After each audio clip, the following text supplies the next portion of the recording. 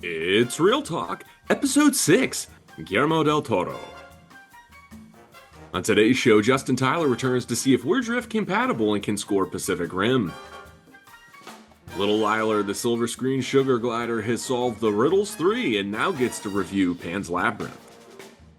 Post Wrestling's Neal Flanagan has hidden his cat because he'll be grading The Shape of Water. Now quick, leave a like, subscribe, and we'll enter the maze. Real Talk is powered by Real Digital. If you work for a brand or agency producing content, keep it real by setting up a consultation at www.realdigital.media to see how your next campaign can come in ahead of schedule and under budget. Do you like your avatar a little more Power Rangers and your Power Rangers a little more Cloverfield?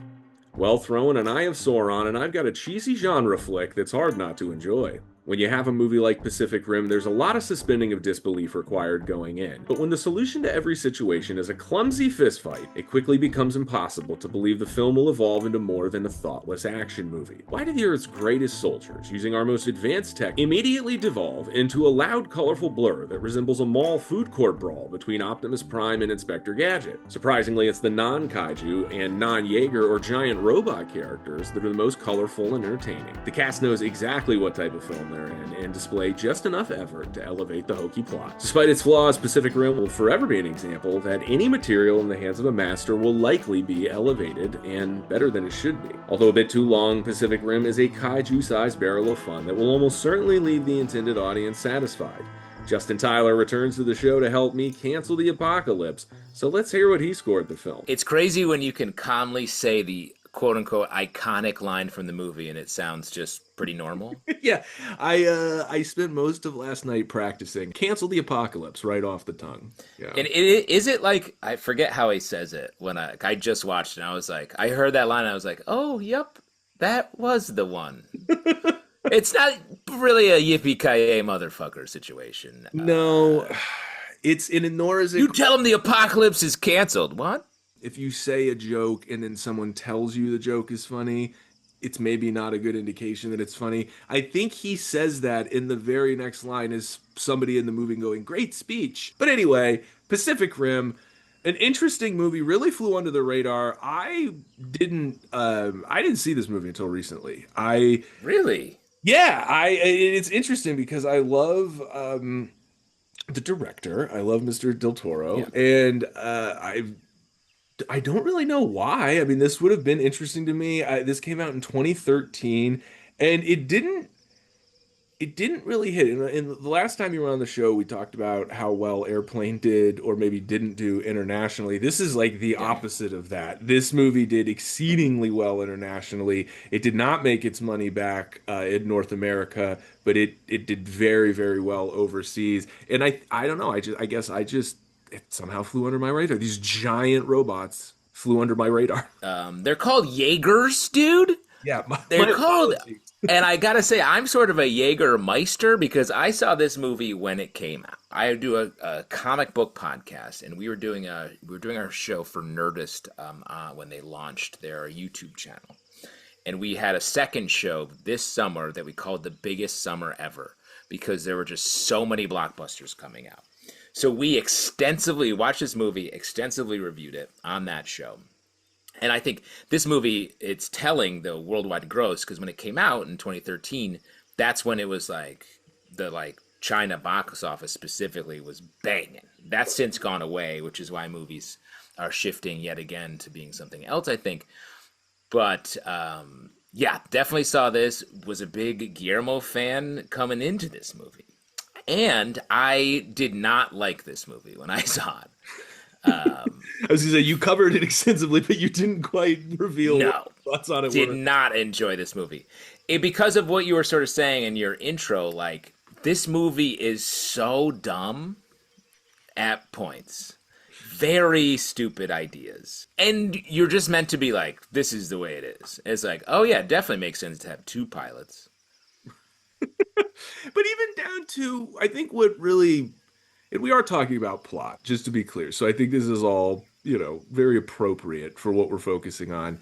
I just think to myself, if I was tasked with how do you block a scene where a kaiju is fighting a giant Jaeger, not too offensive. Thank you. I think I would probably reference, I don't know, maybe I'd go watch some episodes of The Crocodile Hunter. I might just look at how do human beings when taming a horse, a crocodile, anything much an elephant, Taming a much, horse, yes. yeah, what are the techniques they use? I can't imagine any of them would be, well, they go box the horse.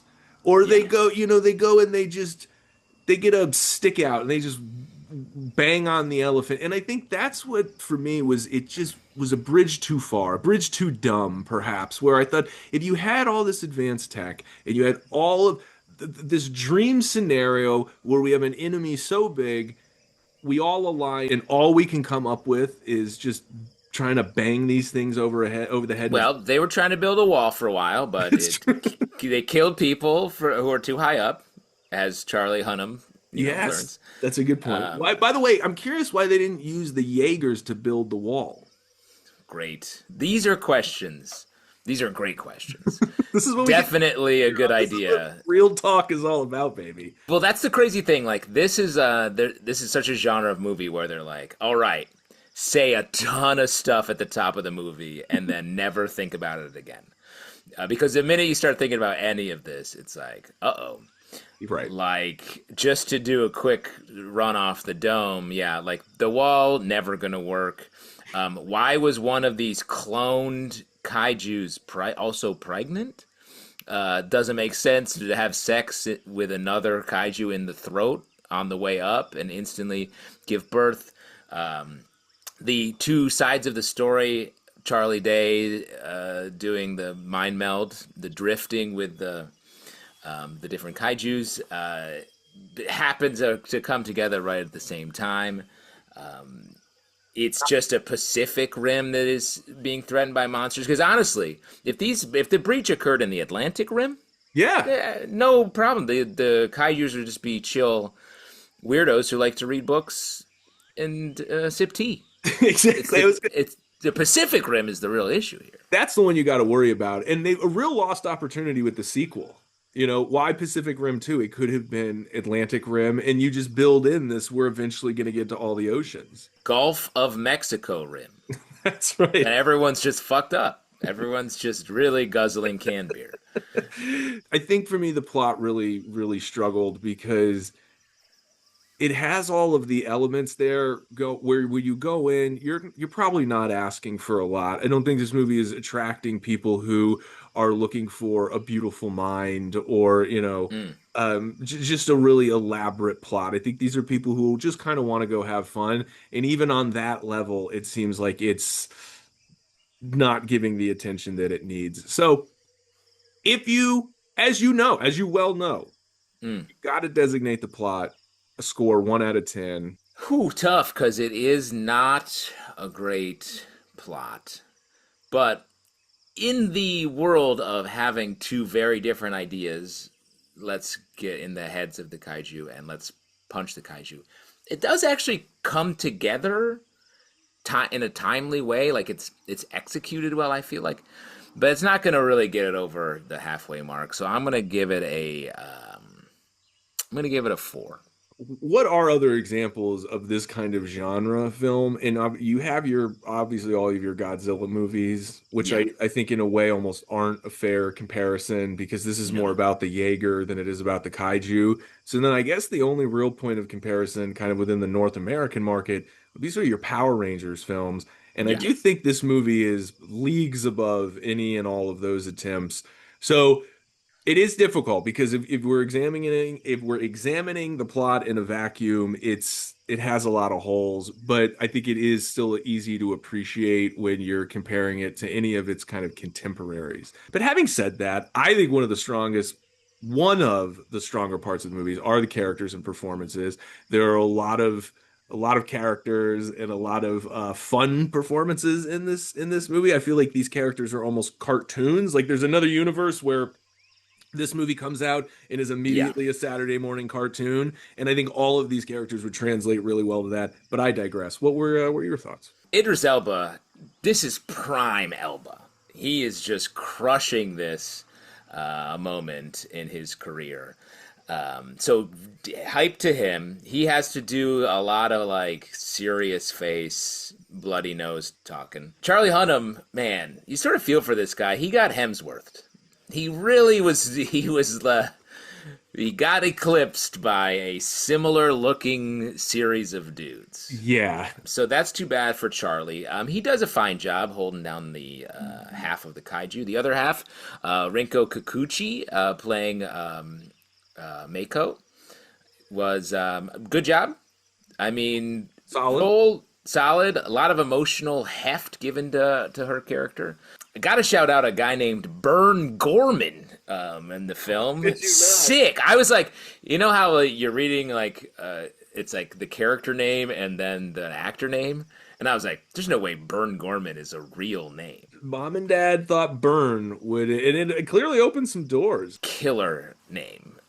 So literally fire name. But the character I want to talk about, I feel like is just such a time out of mind, time and space, is Charlie Day playing the doctor. Who I was like, this Charlie Day. This was like when it like.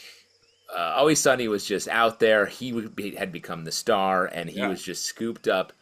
And he has a line, "Fortune favors the bold, or fortune favors the brave, dude." And I was like, that's not the quote. That's a weird dude to add on there. But he's out there doing the work, and his name will forever be on every VO casting spec audition that I get. I was like, want to sound like Charlie Day. And I was like, what an impact. He's the funny doctor in this movie, a trope that came back in many Jurassic Park sequels. Yeah, it was an interesting choice. I mean, they give him these sort of tattoo sleeves. I mean, I think there's like, it's almost weird. Like 2013 version of what they think Jeff Goldblum in Jurassic Park would have been. Where he's, that's a great call. But it is an extremely colorful performance, you know, when he's in the room or in a scene again with an Idris Elba. I think they play together really well. Charlie Hunnam, clearly, I mean, an incredibly good-looking gentleman. I think stands out as a leading man. I don't know if it were decisions that he was making or if it was something that was directed to him, but there were a lot of moments that were a little cringy to me for him. Yeah. And it didn't really happen with the other characters. I feel like the other characters were able to kind of hit these hokey notes pretty well. But it didn't work for me. As much as I appreciate him, and I think he was very well cast, the performance specifically, I don't know, it pulled me out a few times. I think he has a lot to say, and the writing, I think, failed him a lot with lines like, "We're drift compatible." It's sort of like, hard one. Yeah. And sure, Idris nails the apocalypse is canceled line. Yeah, I believe it's a wide shot on him when he's saying that.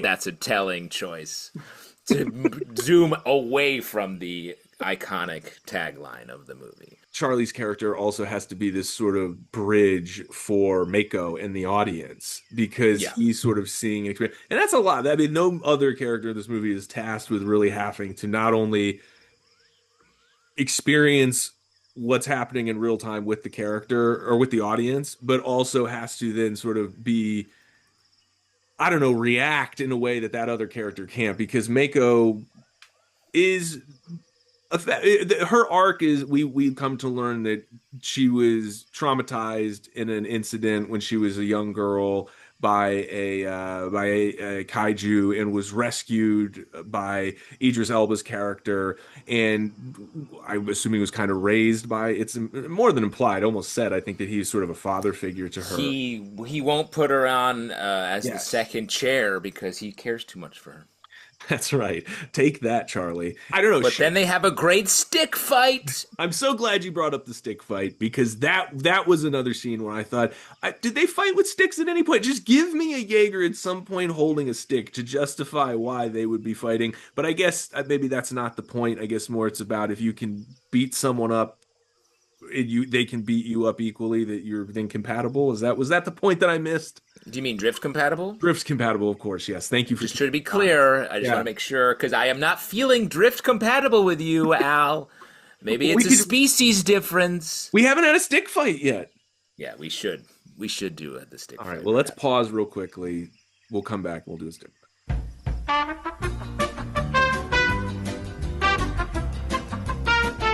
All right. Well, now we're back. We just had a stick fight, Wow, and that was so long. yeah. Are you feeling more? I feel much more drift compatible. Exhausted. I do feel closer to you, but I'm so tired. And Well, all my little knuckles are wrapped by your stick. well, I appreciate you for hanging in there with me. It was a glorious, glorious battle. Too bad we should have filmed some of it. It would have actually been great for Yeah, the it podcast. would have been really good. Or at least the audio. But regardless, if you want to see a stick fight, you can watch Pacific Rim. Leave a comment if you want to see a stick fight between Justin Tyler and myself, Albert the Movie Lion. But in the meantime, Justin, if you were going to designate the characters and performances a score out of Mm. 10, what would you designate? I'm gonna go with a 6 here. I think the writing's damaging a lot of it, but people are trying their hardest, and you don't get to see too much Charlie Hunnam these days. It's true, not enough. And I'm sure there are probably a lot of female listeners that would agree with you there. Because again, I mean, I'm a lion. I'm a heterosexual lion, and he made me blush a few times. Yeah, he hot. Yeah. Next up, we got the visual storytelling. I think if this movie has a strength, it might be its visuals. And I'll start out by this because obviously I want to get your thoughts on the visual storytelling. Do agree or disagree? I'm watching this movie and I keep thinking this 2013 film looks so much better than every science fiction movie I've seen in the last 3 years, maybe save for like an Avatar Way of Water or something. But I recently saw your Fantastic Four. Fantastic Four looks like it was made 15 years before Well, Pacific it's Rim. set in the 60s, just to That's be very clear. true. So that's maybe where the style isn't There you exactly go. what you I wanted. silly me, silly me. But I agree with you. I was like shocked by how well the visual held up, and honestly, I was like, I liked this movie more exclusively, I think, because of the visuals and the fights. They were excellent and really, really clean, sharp visual and special VFX. Like the action, the physical action is really nice, and as foolish as it is to have two people piloting these Jaegers, it actually visually looks awesome when Yeah, they're they find a fighting. way to articulate that Yeah. very well. It has very like Dance Dance Revolution energy of two people doing the same thing next to each other. I was reminded of the Scott Pilgrim DDR situation. Yeah, it was a great call. Visually, I was like, shouts to this movie. The sci-fi world where they're like training and stuff is not. It's getting close to Matrix Zion level of like, okay, cool it a little, Right. but there's enough there to have it feel nice that they're in the different spaces they're in over the course of the movie. But even that space when they go into it, I actually was. I don't want to say I was. I was surprised, but I feel bad identifying that because it makes it seem like I wasn't expecting much from this movie. But when it pans up, there's this thing they do where the ceiling or sort of the dome or whatever they're in, it's very kind of dark, and you could clearly you could tell there's depth to it because there's these sort of different lights. And just as you're taking in the shot, it just gives it almost this like kind of whimsical vibe because it feels like there's almost stars or something up there. But when you focus your Yeah, eyes and you look in, you realize like again, no, this is this facility and it all there's this big open space, but almost as a result of that, every inch of the facility has to kind of be layered on it. And I agree that I was like, well, this feels a bit out of place, but it also still had a really interesting aesthetic to it that yeah, seems pretty unique to that set. I've never really seen, I don't know, kind of because it's just a hangar effectively. It's just a big hangar, but yeah. it was really distinct looking. The other thing I want to point out, because they kind of wear these suits, these Power Ranger suits when they're piloting, I just was looking at it and I thought, if this were 2025, those suits wouldn't be real for some reason. For some reason, Right. those suits would just be CG, and they just look great. They They're do look great. completely flat black, and I just remember thinking there's no reason that it wouldn't be practical. Like, why wouldn't you think, yeah, just make the suit? It doesn't need to do anything, and it looks great and it translates well. It's completely black, which this as a director is kind of a rule when you're on set and when you're making wardrobe choices, you try to avoid all black things. And the Yeah, fact all that black or all white. yeah, and they're in an all black thing in a very dark room, and it still works and it's reflective enough. I really, really appreciated the visual storytelling in this, and in Yeah, particular, even like I said, the wardrobe choices. And Guillermo del Toro is again a masterful filmmaker, has a masterful. great crew, and the wardrobe in all of his movies, from Pan's Labyrinth to Shape of Water, they're great. But I just point that out because in particular, the practical wardrobe in this movie works really, really well. Yes, agree completely. Now I'm trying to remember which order because he did Pan's Labyrinth. It's just crazy to do Pan's Labyrinth, hard pivot to this, and then pivot back to Shape of Water, which won a ton of Oscars. Yeah, there's Hellboy in there. There's I feel like Yeah, there's I guess that makes sense. another. Oh, Hellboy was before this, right? Yes, it definitely because there's two Hellboys, and I think this was in between. Yes. Of course, you're thinking about the Golden Army. There's also other Hellboys that were made later that people don't talk about. Because we should mention that Ron Perlman is in this movie, Yes, playing a very crazy role. and I was excited to see him. It was fun, a fun reveal. But again, a character that's just a little, just like 2% underdeveloped for me. I still Yeah. needed to kind of understand, like, we have these very hyper specific scientists who are experimenting with this technology that they've just discovered that apparently Ron Perlman's been messing around with for years in the basement. That was a little bit. I was like, wait a minute, did I miss something in terms of a connection that he had with a program or something? But there's a chance maybe I did. Just looking at his filmography, it was Hellboy was before Pan's Labyrinth, which I Wow, didn't didn't realize realize. that. Yeah, That's crazy. Hellboy 2004, Pan's 2006, Hellboy 2 2008, then Hobbit, of course, wow, yeah. then Pacific Rim after that, It's a and then little. other Hobbit stuff. So like he was, and then Crimson Peak. I don't remember that, and then I Shape remember of Water. Crimson Peak. Yeah, So like what what a a run. journey. Yeah. We asked the question in episode 2, is Denis Villeneuve the best director of the 20 teens? He had an incredible run with Sicario. Well, Prisoners came before Sicario. I'm just naming movies he did, not in chronological order. But Prisoners, Sicario, Blade Runner, um, Arrival is in there. Really incredible run. But Guillermo, pretty solid run himself here, just in terms of Yeah, variety. and he didn't direct the Hobbit movies, right? He just wrote them or something like that, I I think. So don't maybe remember. he, Yeah, because Peter Jackson, I think, came back and ended up directing them. yeah, but I think he worked as a writer on them or something. Yeah. But it was definitely keeping him busy because he has this gap directing wise between 2008 and 2013. In terms of the visual storytelling, 1 out of 10, what does Justin Tyler score Pacific Rim? Let's give it a 9. It's What? holding up 12 years later. Shouts to that. That's right. Aging like a fine Jaeger wine. The use of sound in this movie is pretty important.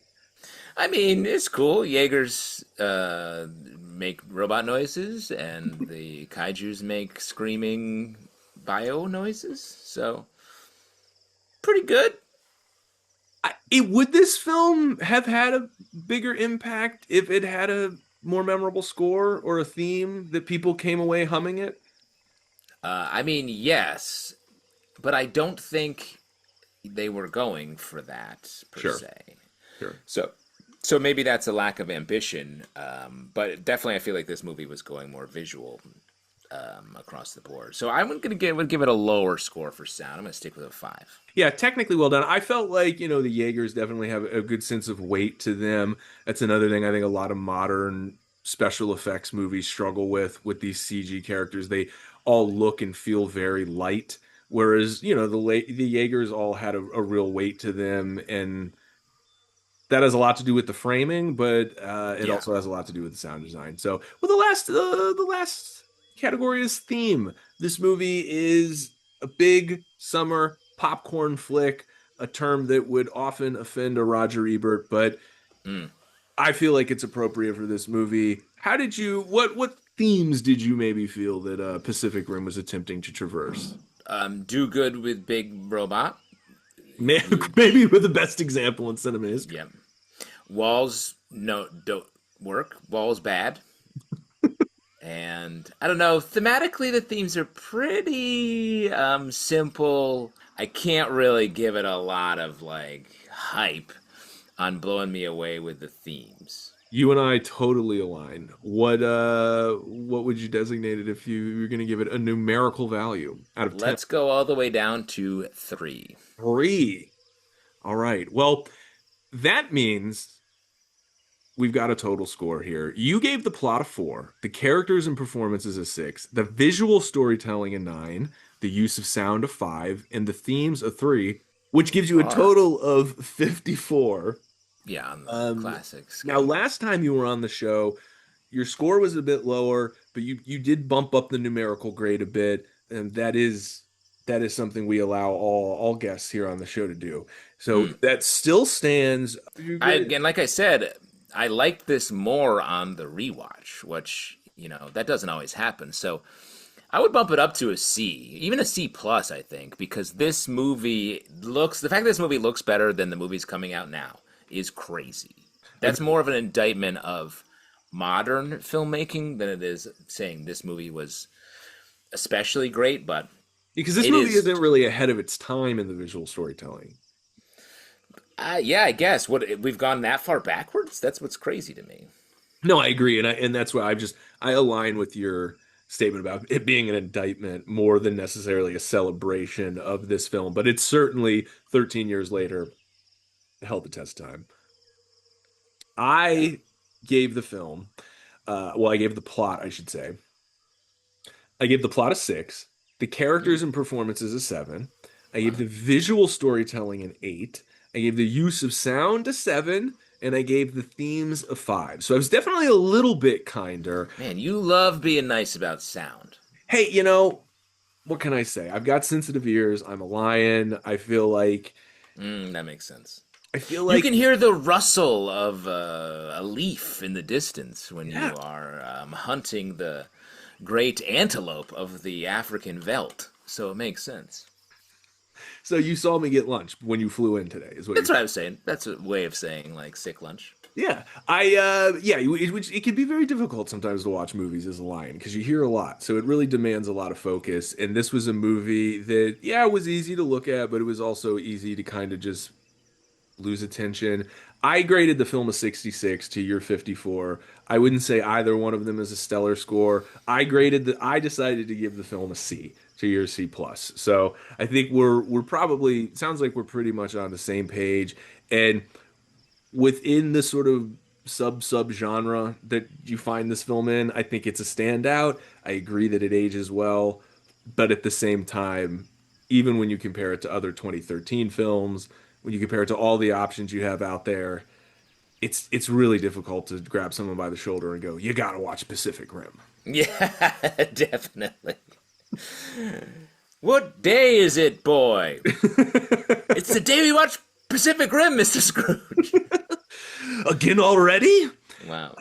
Well, I really appreciate you, as always, being here. I hope you and I never have to find ourselves in a situation that we have to defend the world fighting a giant kaiju. But if I have to, I wouldn't mind calling you.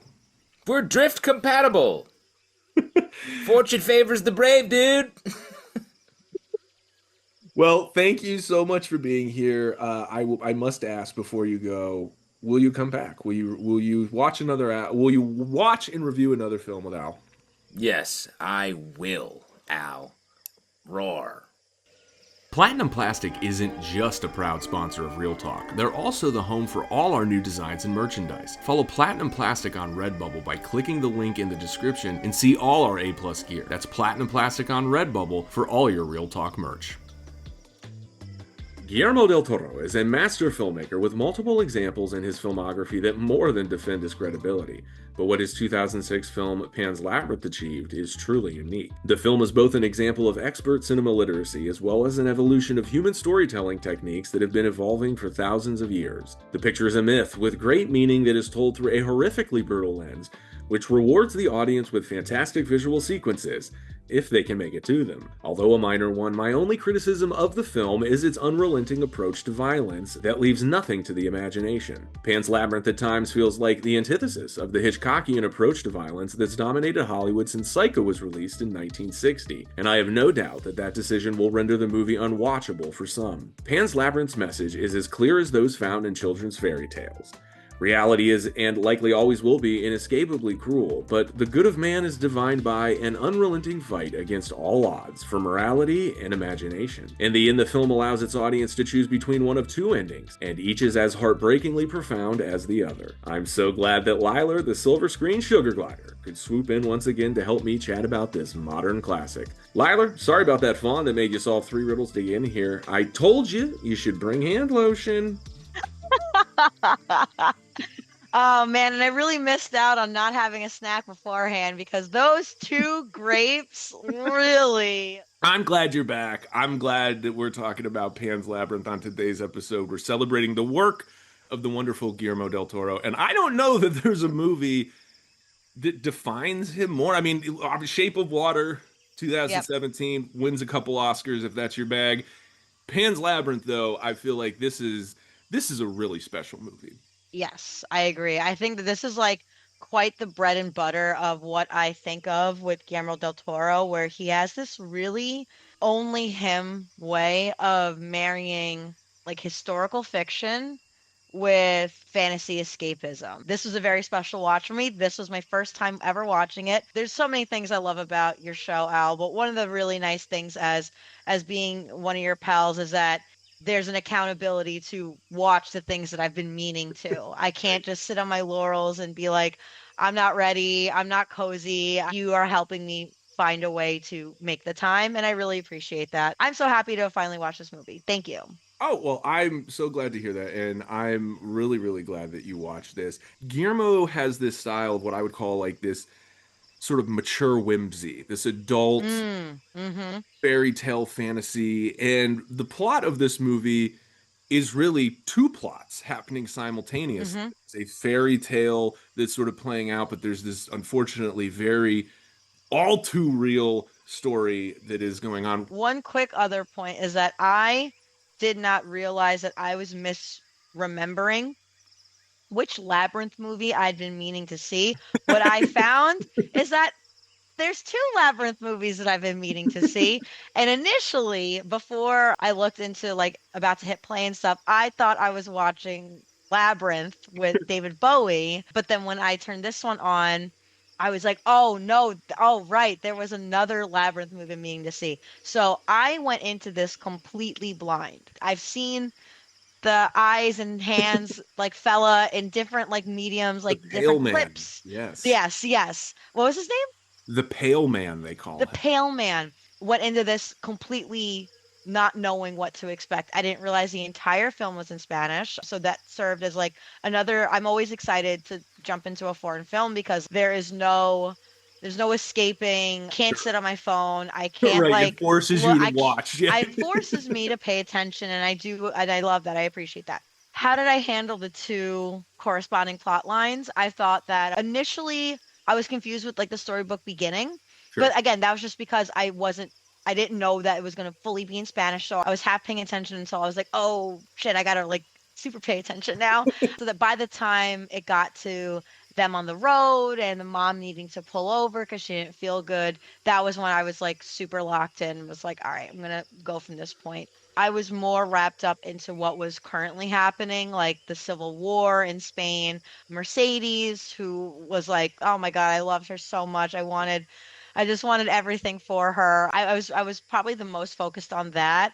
And I think that sort of lends to like, as a grown up person now, I think that there are certain films that help me get realigned with with the child in me, and I Sure. think this was one of them. Sugar Guy's got to pay bills too. I don't know what to tell you guys. Watching Ophelia's story touched something in me that I wasn't prepared for. This labyrinth world, not quite as violent, not as on the surface violent as this war. This war is Oh, constantly, you absolutely. know, constant shooting, constant bloodshed, where with the labyrinth where its violence really shows. I mean, the part with the pale man, that was Sure. horrible. But That was so awful. but to that point, I think what's interesting is when we're in the labyrinth, if you want to call it that, if we're in the fantasy side of things, Right, yeah. there is a threat of violence. For example, when we get to the pale man, you've mentioned the introduction is so incredible because Ophelia finds herself in this beautiful room. It's very warm. It's very inviting. There's this wonderful spread on the He table, says there's going to be a sumptuous feast, gonna feel inviting. and then you look up and you can see this big creepy pale dude just chilling at the end of the table. I mean, you can't miss it. It's right there. Yeah. But they You pale up. can't miss him. He's a bit of an eyesore, and Yeah. the camera pans up and just sort of goes around the ceiling, and there are all these murals of him eating children. What I think is so fascinating is that is obviously consuming a child is pretty dark, and to see it painted and what it again, it is all the threat of violence. Spoilers, she does get out of that situation. In the real life, there is no threat of violence. There is only violence. So in a way, I think what the plot is able to achieve is two very different types of suspense, two very different Mm, types of fear. One that is based in reality that sets up the necessity for escape, but shows that even, in that sort of escape, there's still things you have to deal with. Where the Wild Things Are is one of my favorite movies, and it does something very similar where it's about a young boy who escapes into his imagination because of the negative things going on in the world. And hmm. even within his imagination, he has to still deal with the things going on in the world. And this movie is very similar. Yeah. Go on and on. I want to jump to the end of the movie because we are Yeah. talking about plot. And the end of this movie is my favorite thing about the movie. Oh It my really God. is a choose your own adventure. It gives the audience the capacity to decide, do you want to go the fantasy route and do you want to believe that? Or do you want to stay here in reality and sort of understand what actually happened? Yeah. Regardless of your choice, I think the message is clear. The human ability to escape, to create something, to imagine something is really, really profoundly necessary, especially Yeah. in hard times. I'm very curious to see what you scored it. My plot score. Oh my God. My plot score. I don't want to do the points. The points is such an easy way to kind of The half like point. skirt around, yeah, the half points We've and got a stuff. very confident Lila here. Doesn't want to do the half point. I don't want to do that. If I can, wait, can I do that? Of course. Oh, please. Oh, Throw a half nah, point I in don't there. want to do it. I don't want to do it. I want to be confident in my answers. Oh God, I think I give it a 9. It wrapped up everything satisfyingly, and not in like that everyone lived happily ever after. There was none of that actually. An entire family died. A mother died during childbirth. I mean, the one who survived was the baby. It's tragic as hell. However, with that said, the rebellions are on the winning side of the civil war. It ends with this, ends with Mercedes being able to live in the light, in the truth, that she doesn't have to play spy anymore. She can be with her brother and with the rest of the rebellions and continue to fight the good fight. That is an injection of hope. I think Yes. it is a reminder that the whole movie is obviously a fairy tale. It's an analogy, Yes. but the idea of Mercedes taking the child and now is going to mother this sort of Yes. boy. It's nature, not nurture. Whoever you're in the hands of is likely going to dictate who you are to become, or is Yes. going to have the most profound impact on that. When she takes the baby, that is this moment of hope, of recognition, Yeah. of influence is possible. The main character dies. That Yeah. is the opposite of what happens in She's every fairy tale. In absolutely, every and we see it in the beginning. We just, you think with the right. blood, like like going in reverse, you're like, ah, there's a way to reverse it. No, our main character is done so. That's every character in life. Yeah. Everybody dies. So it's not about the fact that the movie has the courage to go, no, everybody dies, and this is a movie about what you achieve in death, what you achieve in life, as opposed to how you escape death, or Yeah. some sort of Mm, Deus ex machina that shows up at the end and just saves her, whatever. This yeah. is a movie about the necessity of imagination and how Mm, important it is, and it is driven home because she dies. It does yeah. not work if she survives. The fact that her last memory, or if you want to believe that she has escaped into this actual fantasy world, I just think that's such a profoundly beautiful sort of use of Yeah. plot to, I don't know, say something that it feels like every story is afraid to say. We're talking about characters and performances now. Yeah. This is a foreign film. I mean, this is Yes. not an American film. So the fact that there are characters that visually resonate in American pop culture, you mentioned earlier the Pale Man. People don't The even know what Pale his Man. name is. He's appeared in probably everyone's nightmares. You have the Yes. Fawn, that is this really amazingly, distinctly beautiful character.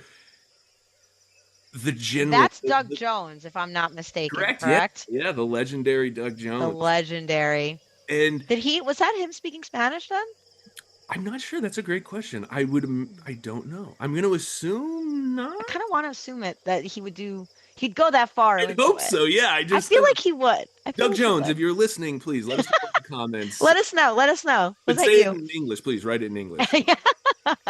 Um, yeah, and but the human character in this that Mhm. is so unrelentingly brutal and dark is Sergio Lopez's. Oh, I mean, this guy is got to be up there with one of the top cinema villains ever. I mean, put him in the back yeah. seat with Hannibal Lecter. Put him back there with Anton Sugar. I mean, this guy. But I'm saying He's this, so evil. but the performance is incredible. I mean, he Yeah. is at all times reserved, but somehow simultaneously unrelenting in his decision Hmm. making and the things that he does. So I could go on and on. I want to give you the floor, but the characters and performances in this movie, and I bring up the fact that it's a foreign film because it has resonated so much here in America and in American pop Yeah. culture. I feel like it kind of gets extra points for that. I think it 100% gets extra points for that because, like, this is, again, we're going back to 2006 where the ability to chatter to everyone at once the way that we can today, not the same in 2006. So something like, for example, like Parasite. When Parasite came out, it's all everyone could talk about because it's all like, we have these devices, that we can see what everyone thinks at every moment of every day. In 2006, I hardly imagined that it was that quick. After one day, you're like, God, I've heard 20,000 people talk about this Pan's Labyrinth. Like, I've got to go see it now because it is so. And that's also why, like, again, like, as like a silly little American, like, sugar glider that's always stuck in her own world, I didn't realize this was a fully Spanish film. Also, just because Guillermo's just gotten so immersed into like American cinema Sure, yeah. that like I didn't realize. So it took me a while to be like, oh my, even the credits are in Spanish. What I thought was so fascinating about Captain Vidal, he is kind of like the twisty mustache villain where he is kind of he's just like super evil. There isn't like a Scar from Lion King background, like Yeah, there's actually maybe no kind of more like explanation. Yeah. yeah, okay, like Syndrome from The Incredibles. Like Mhm. they go into why he Oh, yeah. is the way he is. With Captain Vidal, we don't. The one There's we get like morsels that like this whole thing about stopping the watch at your father's death. It's almost just like this burden that you are forcing yourself to carry. Nobody's asking you to carry that around, and that he feels that this is the role of a man, a captain, and as a father to a boy. yeah. That is what he encompasses his identity around. Sometimes I miss villains just being villains. Sometimes I just miss like a bad guy being a bad guy. 100% a bad guy. You're right. Yeah. 100%. When he was like stumbling into the labyrinth after her, now I imagined his death was going to be completely different. I knew this man was going to die, and I was like, I know I'm going to be so satisfied with his death. And I thought it was going to be more fanatical based, Sure. which I thought was very interesting that you bring that up, kind of up to the audience of like, does Ophelia pass into this otherworldly world, or does she just pass away? And like, it's kind of up to you to think that where I thought he was going to see the fawn, and Sure. then he doesn't, and I was like, oh, wait, is it all in her head? I don't Right. know. I don't know. However, I was still very satisfied with his death when Mercedes was like, he's not even going to know your Yeah. name. Yeah. Done. You're Shush. out. Yeah. Bye. No, no, no, no. And You don't get a, yeah, you don't get you don't a, get nothing. yeah, you don't get a You final lose. request. You don't get a last No. meal. Yeah. I went a lot in on Vidal just because like you had mentioned him too, but I felt like everyone's character really supported this world. The doctor, I felt like when Vidal found the vial of the antibiotics, I Mhm. like fell to the floor. I was like, he's caught. Yeah. Like I felt everyone everyone's involvement gave stakes to this story. And I felt like I Ivana Baquero, who played Ophelia, I thought she was a great little girl actor. Like I Oh, just thought that incredible. Yeah. she really played into that also at that time too. It took me some sitting with and reflection to understand it. I was really mad at her for taking the grapes. Unreasonably mad. The movie ended. I could have done like there every movie I could do without something, I guess, but I could have done without the grapes. And in my mind, I was like, if she skipped lunch that day to do all these tasks, then maybe I'd make sense. And then it really like kind of like came to me about her journey in this altogether. She is someone who defies being told what to do just because you're telling me what to do. She is I think she's supposed to be 10 or 11 Yeah. in this. I remember that. You couldn't tell me anything, and I have to remember that. She is a kid, and I think too often when you're writing, or not when you Mhm. specifically, Lila, you write children very well, but when Thanks. in Hollywood, in movies, when you have a kid who's the hero, the main character, they're just written as an adult and they're cast as a kid. And Exactly. I They do feel all like, the right things. Yeah. right, in this, she is a kid, and everybody in this movie is flawed to a degree. People make mistakes, people do things. I actually think Yeah. the character Carmen, who's her mother, is this really Yes. interesting character who's this very shades of gray. She's sort of doing what she has Yes. to do, but she's also very much sort of validating certain things that she Yes. shouldn't, but Yes. at the same time she's clearly doing it to try to protect her family and her Yes. unborn child and her born child. And so Yeah. everybody in this movie is flawed, clearly, just like in Yeah. real life. But I think by Ophelia making that decision, or and I even thought of it as less of her consciously making the decision and her just more of like being again kind of a kid, a little bit Yes. forgetful, a little bit Yes. like I'm kind of in over my head. There's a little bit of arrogance there. Mhm. And the reaction that the fawn has later, where he really comes down on her, I thought was a really interesting almost foreshadow to what Mm. comes next, because when he returns she's clearly so elated to have a second chance, and I don't Yes. think she would be that happy if she had not gotten scolded. So and so that Yes. scolding in the moment, which feels almost a little inappropriate, then does kind of come back to be this sort of, well, was that a manipulation? Was this whole thing a manipulation? We get to the end of the labyrinth. Mm. Is the fawn real? Is the fawn evil? So there's this constant sort of choice Ophelia has to make. And I think by her making the wrong choice that one time, not only does it obviously move the story forward, but I did appreciate it because I felt like I don't know, it just Yeah. made her feel more human. And also just interesting visual sort of harmony where we have the pale man Yeah. with his two eyeballs that he has to pick up, and she happens to eat Yeah. two very eyeball-like grapes. Like, Yes, I thought that too. I was like, she yeah. ate two piece. Not only did she eat two pieces, she ate two I like pieces. And I also to touch just to further piggyback on what you're saying, like, um, this th this this incident, this choice that she makes also teaches her the lesson of consequences. Right. Like, and it's not only a consequence against her, she like it's not against necessarily, she watches two fairies die on behalf of the decision that she made. Hmm. Like she's seeing now, and we can't learn any of these lessons in life if we don't make these mistakes. Not that we're picking up grapes when we're being told not to, but she's learning if I go into these things without thinking about it, there's consequences to those decisions. And like you said, she wouldn't have nearly been as willing and as ready to continue the task had the fawn not scolded her and then deciding to give her a second chance. Had she just been breezing through these tasks, like what lessons is she learning? I softened a lot of my annoyance of like you were told not to eat anything.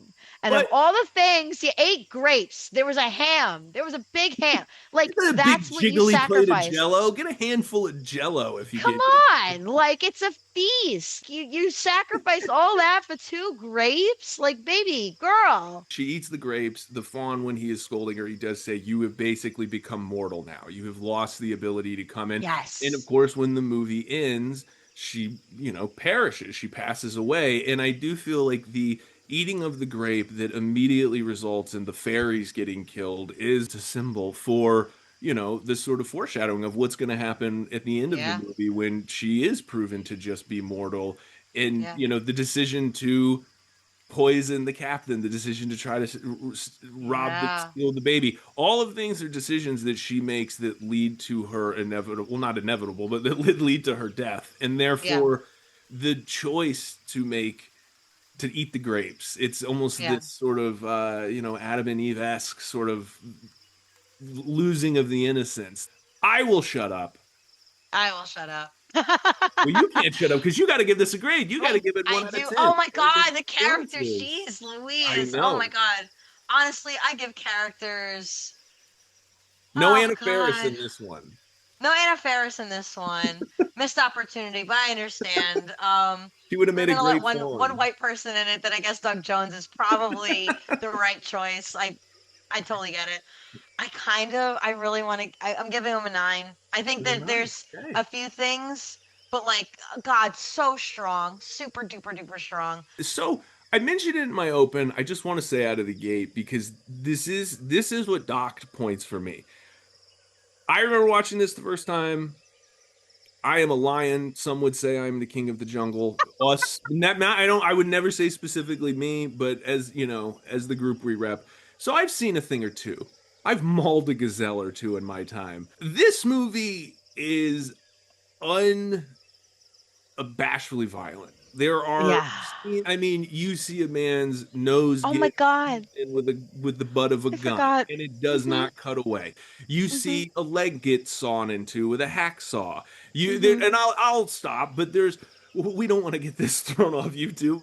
That we talked about the captain earlier, and there's this sort of Mhm. lack of sympathy. Obviously, Mhm. these strokes of violence go a long way in making us very afraid of him. When he finds the antibiotic, you are afraid of what he is going to do because you have seen it. Mhm. But the fact remains, there are people who are not going to be able to get through this movie. There are people who are going to have to watch through their eyes. And unfortunately, there are going to be people who have suffered trauma in their life, who have suffered Mhm. abuse. And a, a, a piece of entertainment like this is going to bring things back that are would be extremely unpleasant. And so I don't know. It's a choice. It's clearly effective, but I have to dock the movie a little bit because Mm. otherwise it would have been a 10 out of 10. Otherwise, it's an Mhm. incredible movie. It's so beautiful, it's so inspired. I'm curious though, what were your thoughts on visual storytelling and what would you give it out of a 10? Yeah. Yeah. I mean, I feel like I didn't even think about the violence. I completely thought about the not only the set design of like the Labyrinth world, but how the general the 1940s Spain, it didn't feel costumey, it didn't feel like a set, it felt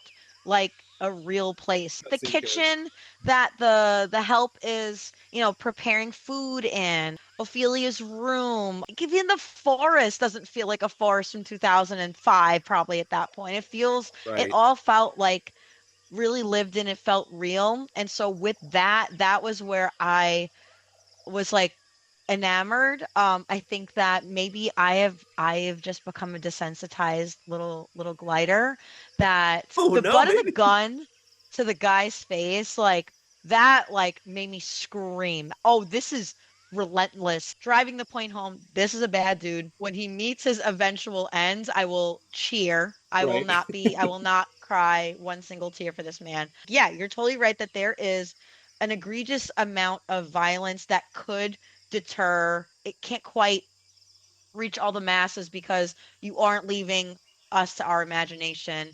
Yeah. Well, sorry, and I just want to make it clear too that I appreciate the choice and I see Mhm. why the choice is made. It's not lost on me, nor am I necessarily arguing that the choice shouldn't be made. I'm just acknowledging that by virtue of making that choice, you are going to turn off people, and they're not wrong for being turned off. Mhm. I personally Mhm. wasn't turned off by the film. Mhm. I just, having seen it once many years ago and then revisiting it, I was like, wow, that still hits. But no, totally. I mean, what I'm saying is that you offer a good, like, sort of alignment reminder.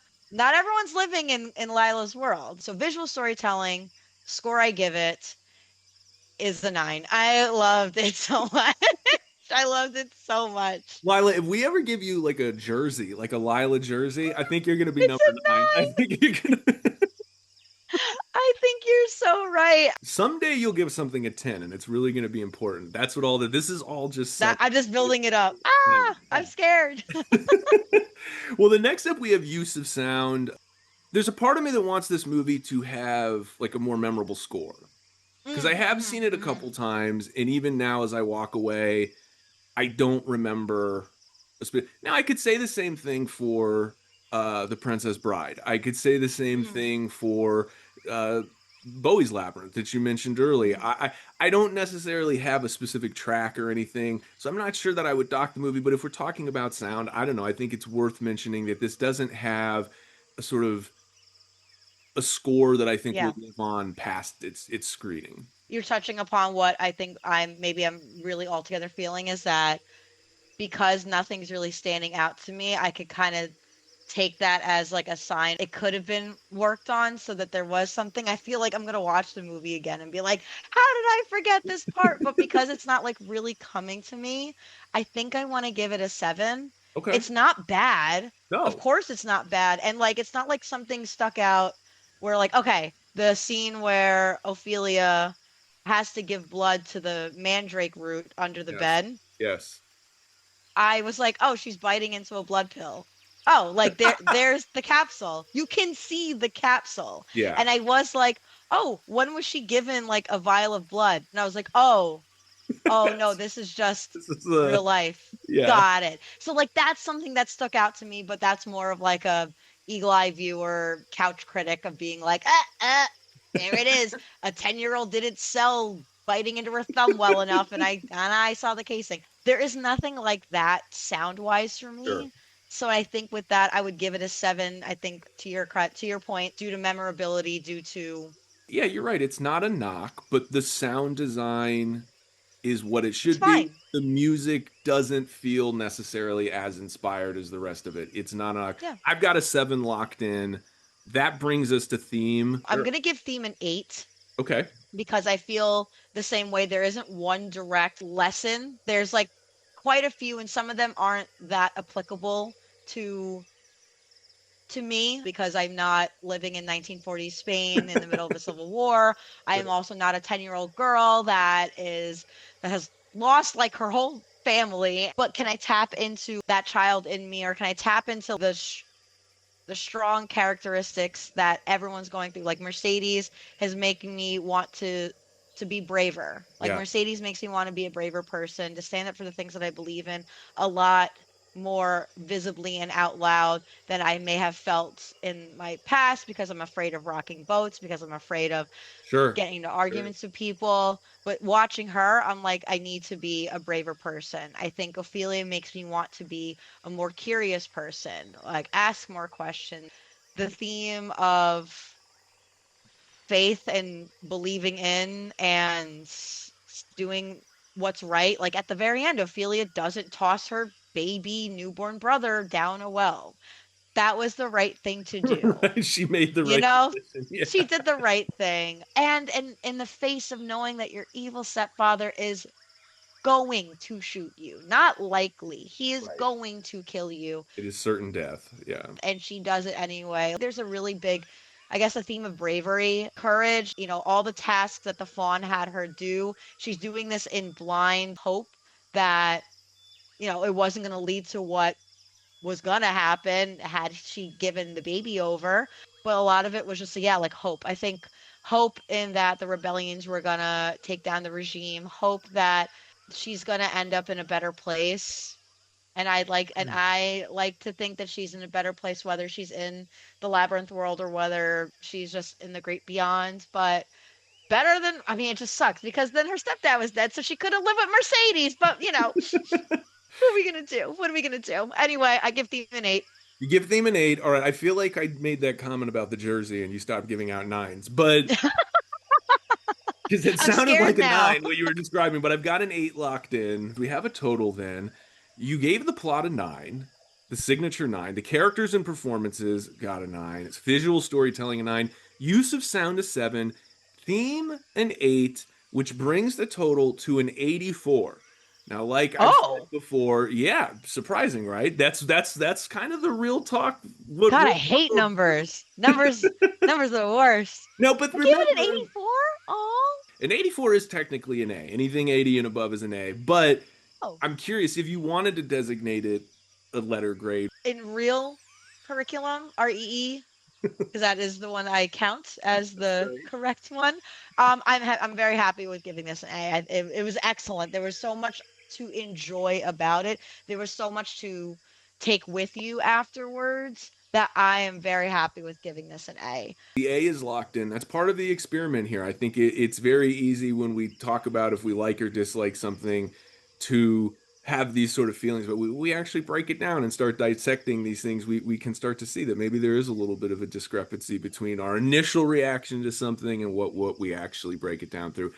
Having said that, my score, I gave the plot a 10 to your 9. I did feel like I just felt like the ending was perfect. I felt like everything that led up to it was fantastic, so I gave it a 10. Characters and performances, I also gave a 10. I genuinely feel like the fawn, the pale man, just from a visual, these are characters that are just burned into the brains of not only anyone who's seen the movie, but anyone who's seen the poster, anyone who's seen the trailer.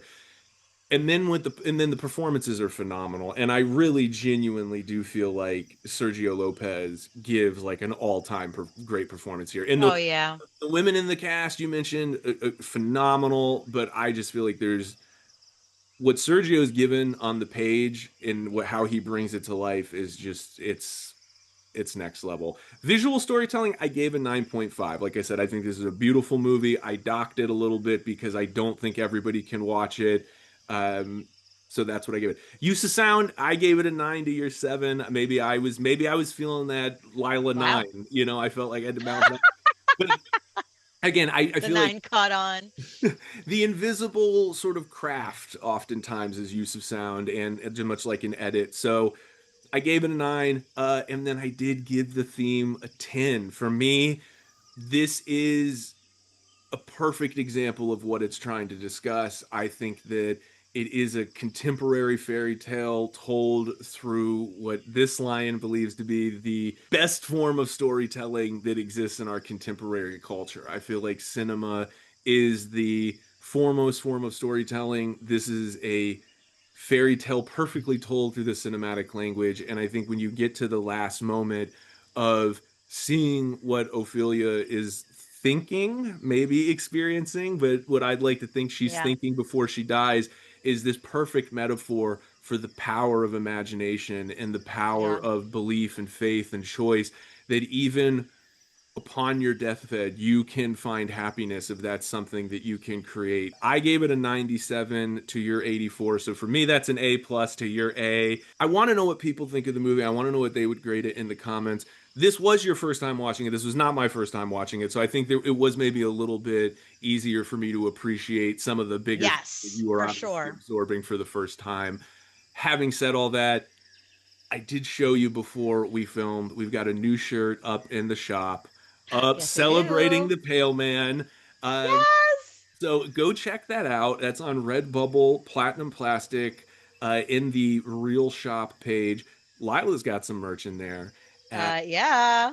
Man, yeah, that Pale Man shirt is absolutely gorgeous. Lila, thank you so much for coming. I always love when you come by and Yay. chat movies with me. I hope you'll come by again. I will be back in a split second, my friend. I'm here anytime that you need me here. As always, thank you, Lila, and I'll catch you on the 9.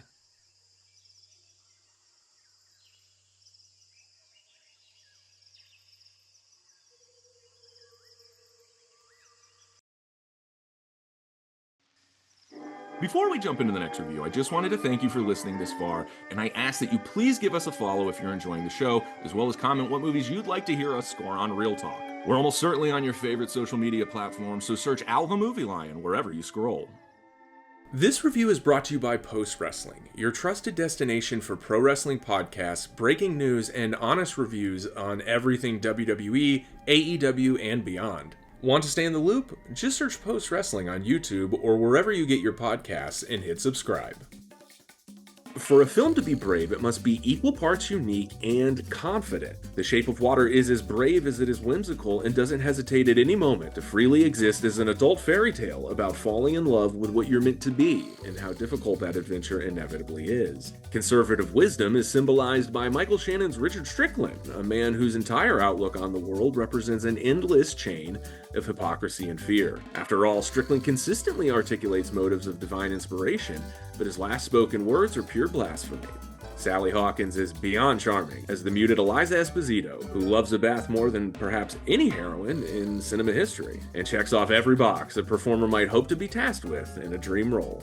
Octavia Spencer and Richard Jenkins give fantastic performances, bring layers of humanity and depth to their supporting roles, but it is Doug Jones who was given the challenge not seen in Hollywood since Ben Chapman brought the Gill Man to life in 1954's The Creature from the Black Lagoon. The film isn't afraid to ask difficult questions like, is the amphibian man a god? And offers thoughtful answers such as, he did eat a cat. The Shape of Water took home 2 Oscars in 2018 for Best Achievement in Directing and Best Motion Picture of the Year. But how does it hold up? I'm very excited to see how many eggs my friend, post-pundit and co-host of The Wellness Policy, Neal Flanagan, scores the film. Neal, thank you for once again flying in and joining me here in the real jungle. Don't mind the pool over there. We're growing a friend. It is great to be back out, and it's interesting to me that there's this wonderful air service between Ireland and your part of the world. I think based on my last performance, they've decided to set up a regular route. We're glad. Yeah, look, we've got some good producers here on the show. Real Digital prides itself on taking care of our guests, taking care of our talent. But we're here to talk about The Shape of Water today, and I'm so excited to be chatting about this with you. In Guillermo del Toro's long list of great films, The Shape of Water is certainly his most award-winning. And definitely one of his most interesting, tackles a lot of interesting themes, has some great characters, so we got a ton to unpack here. What were your thoughts on the plot of The Shape of Water? I'll preface this by saying I watched this film for the first time for this conversation with you. I had not seen The Shape of Water, although I was very aware of it in 2017 and perhaps doing unexpectedly well at the Academy Awards the following year, but somehow just never really got around to seeing it. I think the premise just felt kind of weird, and I'm not against weird. Of course weird not. Is weird. We're talking is to good, a lion about movies. Yeah, exactly. Yeah, but I loved the plot. It was it is a little bit insane. We've got this blend of genres really with sort of Cold War spy. Yeah. Cold War era spy thriller. It's a creature feature. It's a romance, but albeit about as unconventional a romance story as you can get. Although essentially it was a sort of Beauty and the Beast for grown-ups. Yeah. I think the narrative's very well structured. Nice. It's a high-stakes story. too. We've got espionage, we've escape, a race against time, but it's really driven by a very personal, emotional connection between, and we'll maybe expand on all of this, between Eliza and the asset, the creature, and that's at the heart of of all of this. Yeah, I agree. I mean, I think if you had to describe this film in 30 seconds or 30 minutes, you'd probably get some looks for some people. It is a kind of a weird premise. It's hard to talk about it and not sort of acknowledge those things. But I think anybody who gives it a chance, and that's I guess the point I'm trying to make is similarly, I didn't see this when it first came out. But everybody who I didn't hear anybody who saw it and said they didn't like it. I just heard a bunch of people who didn't see it because they thought, well, that's a weird movie about a fish man. And it is a weird movie about a fish man, but it is also a very good movie about a fish man. And I think the plot, as I mentioned in my intro, it's kind of this very clearly like a kind of a fairy tale, much like Pan's Labyrinth, and for adults. But I don't know, it's just structured in a way that I don't want to call it predictable, but it's very classic. But regardless of that, there's still so much suspense. You're kind of on the edge of your seat, and there's all these things. And I almost have a level of appreciation for movies that have plots that you might label again as being predictable, or oh, you kind of know what the outcome is going to be, but who cares? It's about the ride you go on, and the plot for this film is just a phenomenal ride. I don't know any other way to put it. Very definitely, because I mean, you've got these moments of deep human connection and romance, and they're very touching. And the fact that they managed to pull that off in a film with a very low budget, you know, that was news to me as well. You know, checking this out, I think it was like let's call it 20 million, but I think 19.5 is what is cited. Shy. Yeah, incredible to pull that off on this kind of a budget. And I think even whether this is accurate or not, I'm not entirely sure. Del Toro took a cut rate or put some of his own earnings back into it so he could get, you know, the you know, what he wanted from it. But that's somewhat aside from the plot. But yes, these moments of connection and emotion, as you said, with moments of like real peril and you know, chases and escapes and thrilling moments too. Like you said, describing this, even if you go more than 10 minutes, describing this film to a friend, like, so what's this about? It is a strange film with a strange plot, but really excellently executed. 1 out of 10, Neal. What do you give the plot? I'm going to give it a 9. Love it. Locking it in. And I do want, look, I can only speculate. I am but a mere mascot for a production company. But if I had to take a guess at where the money was saved on this production, I'm looking at the cast. I hate to pause here, but yeah, when you're looking at these big budget movies, hands down, far and away, the most money gets spent on the cast. Great example I always like to go to is a modern classic, a movie I know everybody heralds. I can't believe it didn't win Best Picture that year. Men in Black 3 was a movie that I think what Will Smith got paid for that movie was about $5.5 million more than the entire budget for this film. And that doesn't even count I think they spent $100,000 on each of his 2 double-decker buses that sat outside of set each day, and then one of which was a gym, just so you know. So if anybody goes, well, why do you need 2 double-decker buses? Well, because I guess one has to have a Stairmaster in it.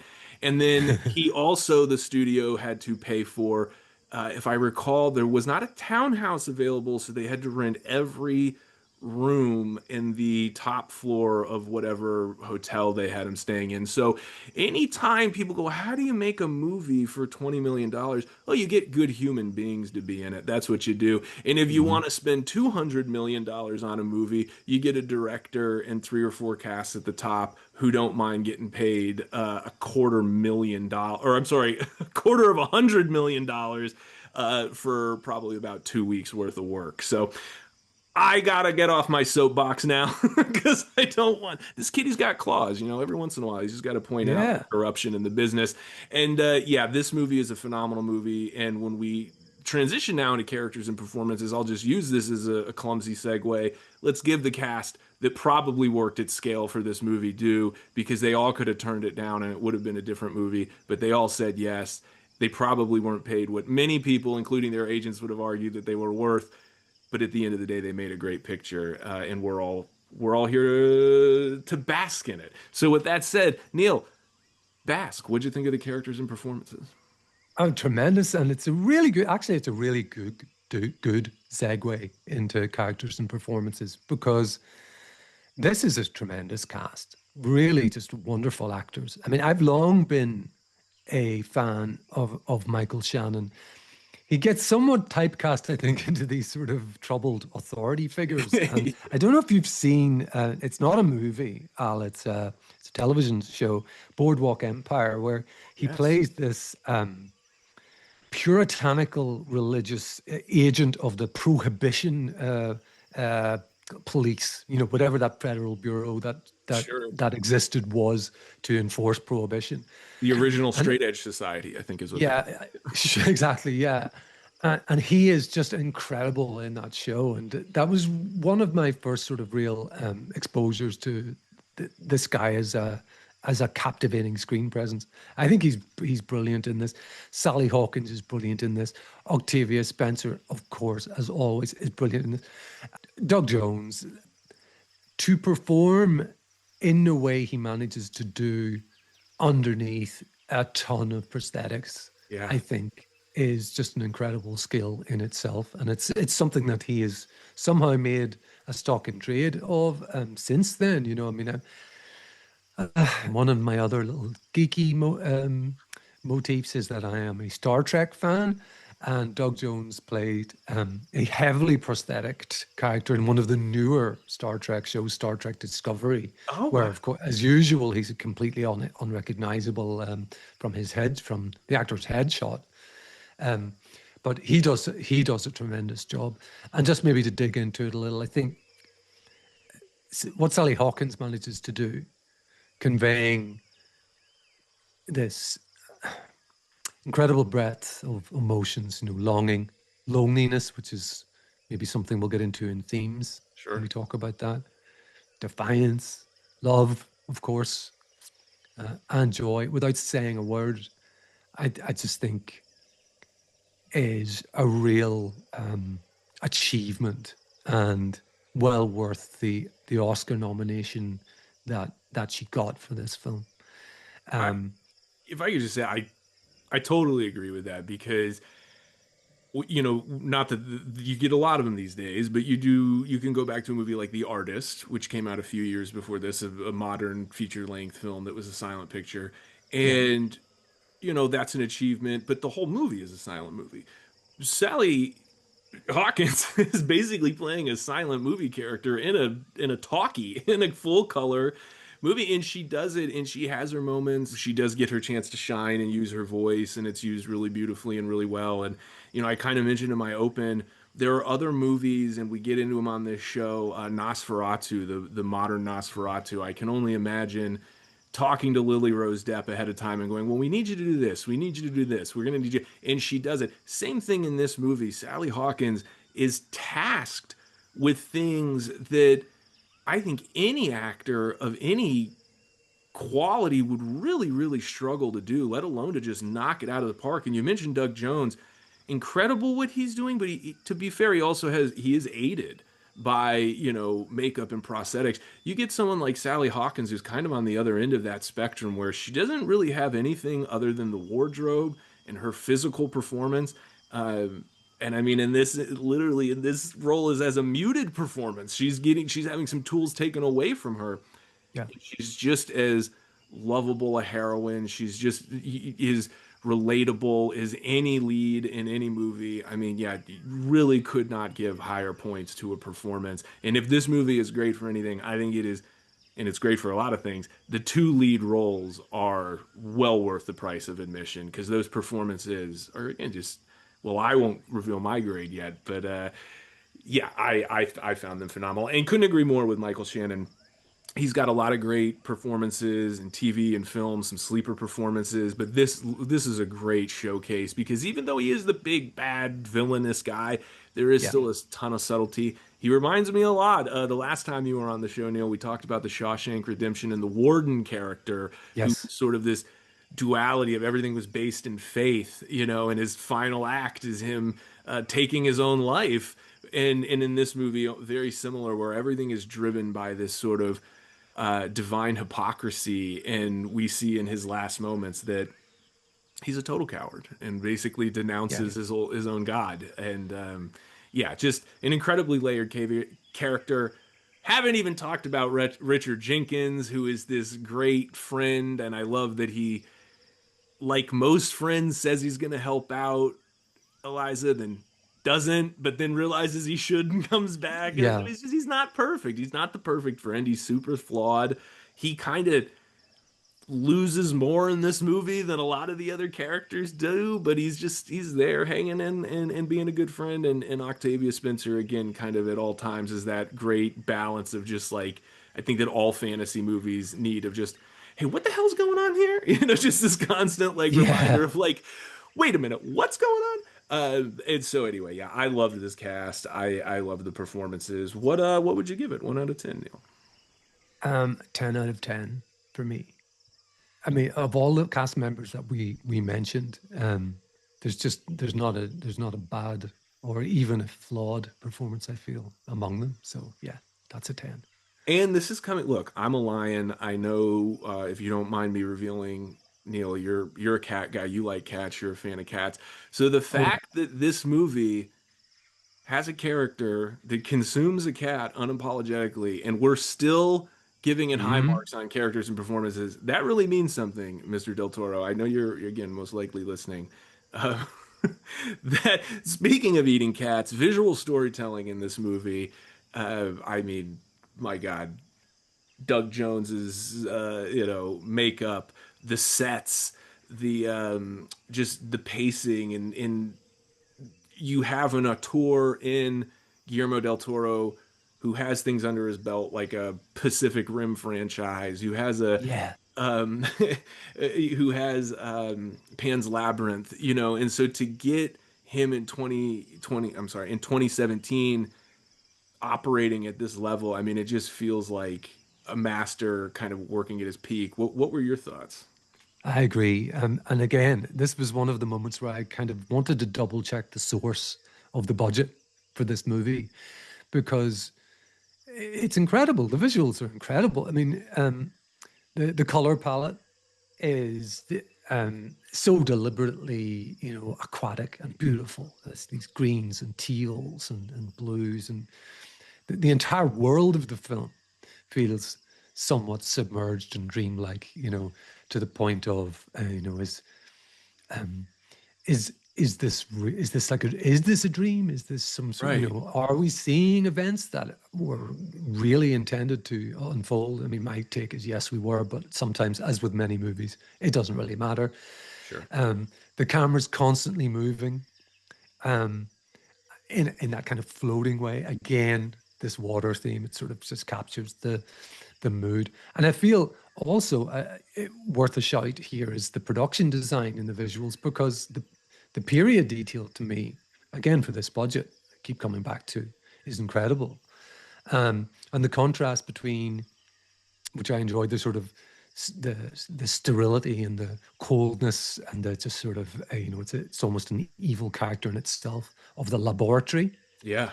and that building, and the warm, lived in clutter of Eliza's apartment, for example. That kind of dichotomy is, just a key visual for me when I think of, how this film looked. The design of the creature itself, it's a work of Yeah. art. Alien, but kind of beautiful too. And Yeah. Weirdly, I mean, or not weirdly, like it's obviously human in that it's bipedal and it kind of moves, but there is this I don't know I mean, again, I'm a lion, so take this for what it's worth, but mm, it is this just, yeah, very beautiful kind of, I don't want to say sexy, but there is this like confidence in this sort of like masculinity that comes through it, as opposed to just this weird. And like you mentioned earlier, the comparison between Beauty and the Beast, but I even feel like the Beast is so much more of a creature and something, whereas this really, yes, obviously it's a fish man, but it really does just seem kind of like a man that lives in the water. And again, the story does a good job of kind of positioning him as being almost like a, again, like a deity or something that's beyond man or an extension of man. So it doesn't ever, while at least for me while watching the movie, it didn't feel like their relationship was inappropriate based on any sort of species sort of difference. It just felt more, I don't know, like a natural exploration, and that's all points for the visual storytelling. Because if that's not perfect, you completely lose the audience. If he looks a little too much like a trout, people are out. Let us know in the comments your reactions on a scale of 1 to 10 how sexy you thought the amphibian man was. That's It's a key point. It's a key point, Al, because this picture kind of pushes the envelope somewhat, and like these characters engage in a sexual relationship, so it's not just a kind of deep love or something like that. You know, there's a physical element to it too, which is when you're, again, goes back to you're trying to explain this film to someone you feel, you know, you need to actually just persuade them to watch it, and they will see, oh yes, I see. Yeah. They make it work. right. And I think, again, like you said, the design of the creature is key in that, and there is a masculinity, and almost a kind of sexiness to this, you know, He's got non-human. abs. He's got some nice abs. What else can I Yeah. say? If I'm gonna have an amphibian man, I at least give him some abs. Yeah, no. Guillermo del Toro is a phenomenal filmmaker who always seems to sort of find ways to push the boundaries of what the audience is expecting. And you know, if you're gonna make a love story with a creature in it, you know, why not go in that direction? And it forces the audience to, at least the audience paying attention and being affected by the movie, to sort of question what is love and what does it mean to love something, and to try to pursue a relationship with it. And you have to have a certain level of maturity to be able to digest that and appreciate it for what it is. And I think the visual storytelling at all time is operating on that level of sincerity. What would you give it out of 10, Neal? I'm giving it a 10. Love it. Locking it in. That brings us to use of sound. This movie has a lot of whimsy to it. I'm curious. What'd you think of the splish splashing? Did the splish splashing sound good? There's a lot of it, I've got to say, you know, in the sound design. Water is the constant presence in the sound design, dripping faucets, the rain, the bubbling tank, the final immersion at the end, you know, they had a lot of a lot of water. Maybe I'll go back to the score, and you talked about whimsy, and it really feels almost sort of Parisian, you know, so it's almost sort of European accordion whistled melodies. But what I think that does very well is sort of anchor you in a slightly off world, if you know what I mean. It's the fairy tale tone of the film, and I think the music, the score does a really good job of that, because it doesn't feel hyper realistic and gritty in the way that, you know, a cop movie, you know, for example, Sure. might. And so, for me at least, the score worked, and I also there's the use of music in the film where Eliza is using the sort of big band records, the Glenn Miller stuff, to communicate with the creature. I enjoyed that as well.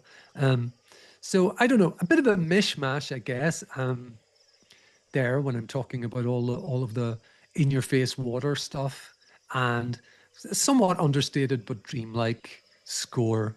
I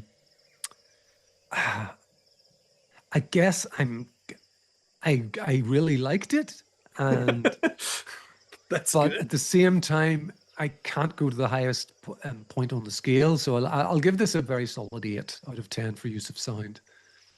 The 8 out of 10. No, I think that's fair. You brought up some really great points just about how, again, there's just sort of, you hear water a lot of times. You hear it in different places in different ways, and the water itself and its physical form is sort of represented in various ways. And the only thing I'll add to it, the movie, as all great films do, builds to this really beautiful visual kind of at the end.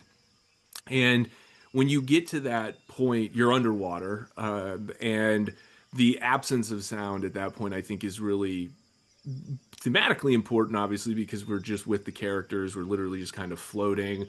And sometimes, again, when we're talking about the quality of sound, it's when you remove it and the impact that has. And I think that by creating such a saturated environment right before that last moment, there's sort of a peace that comes with being underwater and kind of being in the quiet and just with the score. So I found that to be a really effective use of sound, in the sense that it was not used in a way. And when you, again, go underwater, how things can kind of mute out. Again, I felt like it was sort of an appropriate use for the experience, but it reflected really well. That brings us to theme, our last category here. There's a lot of themes in this movie. Obviously, when Yeah. you're dating a fish person, you got to have something going on between the ears.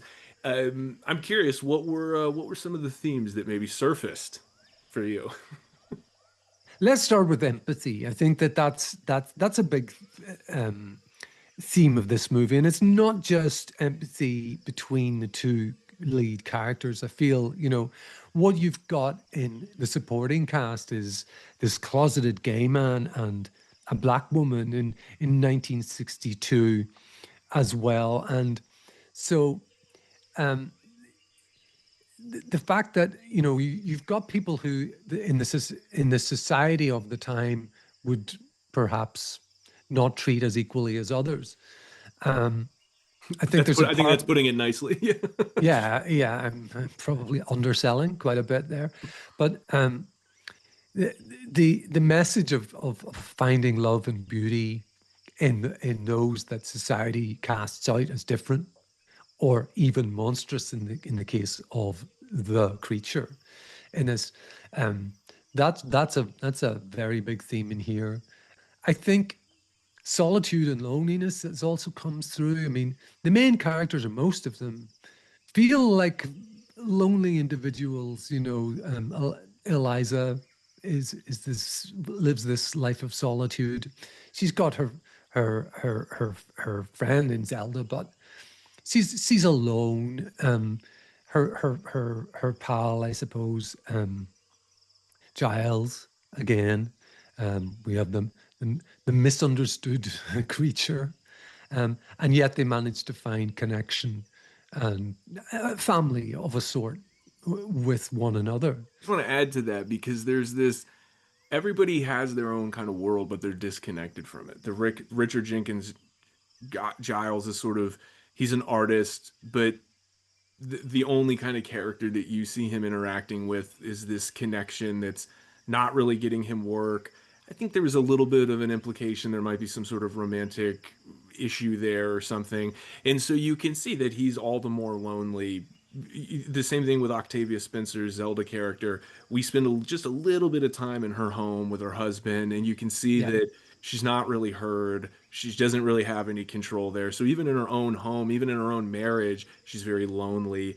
And and obviously Eliza, I mean, she can't speak. So I think there's just a loneliness that comes with the lack of ability. I think most people feel most lonely when they're not being heard. So to have a Yes. character who represents loneliness being symbolized by a mute, that I think is a really great symbol. So anyway, continue, but I did just want to inject that in there. Yeah, well, it's a great point, and I think it brings me to the next thing I was maybe going to mention, which is sort of communication. It's and communication beyond words. I think one of the arguments this film makes is that some of the most profound connections that we can have in life don't require speech. Love can be communicated through actions and empathy and shared experiences and standing up to authority together. And Yeah, that's what I want to say. Communication that doesn't necessarily involve discussion, if you like. And that also brings me to Defiance, which is a big part of the storyline that really sort of gets you through, a lot of this film. Some of the we we mentioned it earlier, but it's a big part, I think, of the plot is the peril and the chase and the sort of race against time, to get the creature into the water by the time he can reach the ocean. This is all a race against time. These misfits have to sort of band together to defy basically not just the U.S. government. We haven't really mentioned another character in the film, the our Russian spy pal. Oh yes, of course, the But doctor. the USSR as well. So it's a story about powerless people finding the courage to stand up to oppressive and cruel systems, I guess. Yeah, no, that's a really eloquent and kind of beautiful way of summarizing that. Because I completely agree, and I think for me that was my biggest takeaway from this. In terms of again feeling having the ability to feel lonely, but then translate that into action with people who have similar beliefs. And I think that's a really, I don't know, maybe the best takeaway someone could have from this film. 1 out of 10, Neil.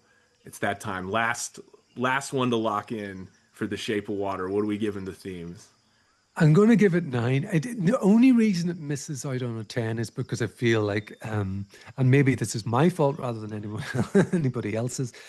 I find it hard to sort of lock it into a theme. It's I'm splintering my themes as you just heard, but yeah, I mean, what the film communicates, it does so brilliantly. So I mean, I feel almost guilty, but I'll stick with the 9 out of 10 for theme. No, I think you'll find you're in good company pretty soon here. Well, that you also gave the plot a 9. You gave the characters and performances a 10, the visual storytelling a 10, the use of sound an 8, and the theme a 9, which brings it to a total of 92. That's a pretty darn good score. I don't know what any amphibian men listening would want this one to get graded. I think that's great. Any adjustments you would want to make there? 92, you're pretty happy with that. That's an A in our book. We could bump it up to an A plus. What do you think? It's interesting. I deliberately didn't do any calculations before talking to you. So I sort of expected this was going to be more in the sort of 96, 95, 96 range. No, 92 is extremely solid. But I'm going to I'll stick to my guns and we'll call it an A. We'll All call right, it an A. And come on, this is absolutely tremendous film. An A is an A. Yeah. look, I couldn't agree more, Neil. I think this is a phenomenal picture. I gave it a little bit better of a score than you did. Okay. For the plot, I gave it a 10 to your 9. Again, for me, I feel like Mhm. it keeps unraveling the entire time. It's a really beautiful sort of an analogy for a handful of different themes. I gave the plot a 10. I gave the characters and performances, believe it or not, I gave it a 9 out of 10 to your 10 Ah, out of 10. Um, yeah, I feel like these are really phenomenal performances, and I felt like the characters were great, but I do feel like the characters in some ways are almost more caricatures. Like we said earlier, they kind of represent themes and the individuals that are the characters. I feel like represent sort of marginalized groups more than they necessarily do individuals, and I think they're really fun characters, but I don't know um, that I'll be thinking of them in the same way that I think of some other great characters in history. For example, Michael Shannon's Richard Strickland is a very notorious villain, but he's not quite on the level of like an Anton Chigurh, for example, in A No Country for sure. Old Men. So performances a 10, the characters I guess an 8. So for example, so I gave it a 9. Visual storytelling 10 out of 10. Use of sound I actually did give a 10 to your 8. And themes we're tied up 9 to your 9, so that's a 96 to your 92. So not much different there.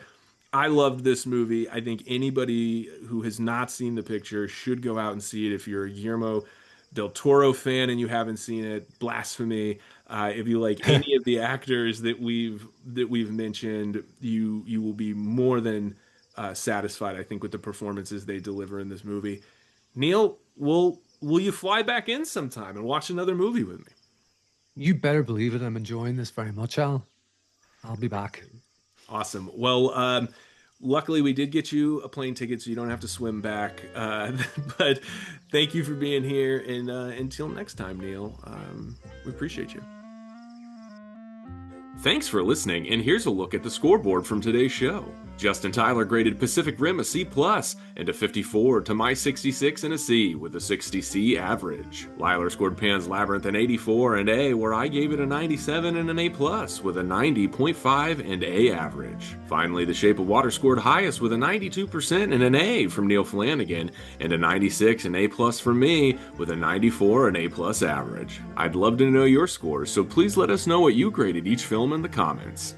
I want to thank my pal Liler, the Silver Screen Sugar Glider, for soaring in today. You can support Justin Tyler by subscribing to Characters Welcome on Patreon, and support Post Wrestling and its own Neal Flanagan by subscribing to their YouTube channel, which is linked in our description. Join me next time on Episode 7, the 2007 Western Expansion. Writer Joe Belcastro drops by to review 310 to Yuma. Jimmy the Toucan will fly in to grade No Country for Old Men. And from Testify on Hulu, Billy Wayne Davis will score The Assassination of Jesse James by the coward Robert Ford. Thanks to the team at Real Digital for producing this episode, and Platinum Plastic, who supplies our show's merchandise on redbubble.com.